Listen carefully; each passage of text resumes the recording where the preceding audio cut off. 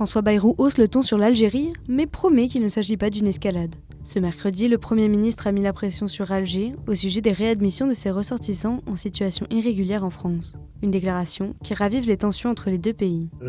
La France va demander au gouvernement algérien que soit réexaminée la totalité des accords et la manière dont ces accords sont exécutés.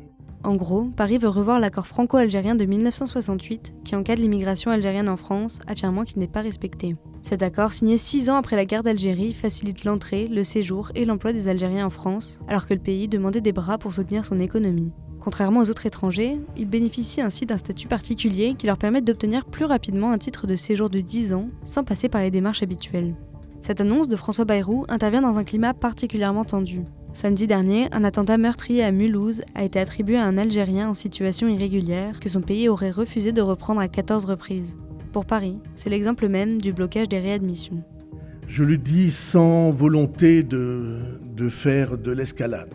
Simplement, il est de la responsabilité du gouvernement français de dire que les refus de réadmission sont une atteinte directe aux accords que nous avons avec les autorités algériennes et que nous ne l'accepterons pas. L'accord de 1968 a déjà été révisé à 3 reprises. En 2022, Paris et Alger avaient convenu de le modifier de nouveau, mais sans concrétisation à ce jour.